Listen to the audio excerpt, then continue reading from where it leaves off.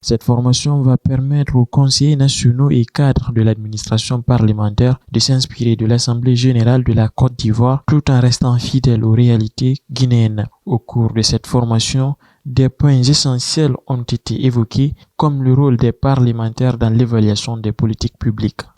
L'ensemble des formateurs que je salue ont joué un rôle de premier plan dans cet atelier.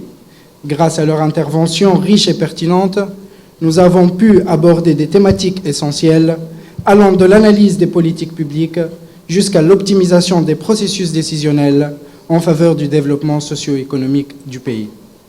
Il a été procédé à la présentation du guide ivoirien de l'évaluation des politiques publiques, notamment le contexte, la méthodologie de son élaboration ainsi que sa structure. Ces différents modules ont été animés par 1. L'ambassadeur Filberto Sebregondi, 2. M. Ahmadou Kobakela Diomandé, 3. M. Kouassi Jean-Paul Assi, 4. M. Niamé Diabaté. Le processus des différentes étapes de l'évaluation de politique publique et l'utilisation des résultats de politique publique sont aussi des points qui ont été abordés dans cette formation.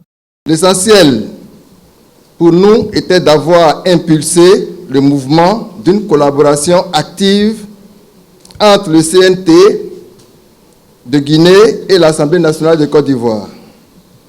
J'ose espérer que cet atelier est le début et la porte d'entrée d'autres activités qui renforceront les liens entre les peuples guinéens et ivoiriens que nous représentons, vous et nous. Renforcer les capacités de l'administration parlementaire dans l'évaluation des politiques publiques, dans ce contexte si particulier de la transition, est une preuve de reconnaissance et de responsabilité des missions qui sont assignées à cette représentation nationale. On aurait pu tomber dans d'autres travers que de faire ce que vous êtes en train de faire, travailler avec rigueur, et je vous assure que tous les jours, l'exécutif se rend compte de la qualité des personnes qui sont en face d'elle. La qualité des documents, la qualité des travaux, la rigueur avec laquelle les travaux sont conduits, la régularité et la constance est une preuve de votre engagement.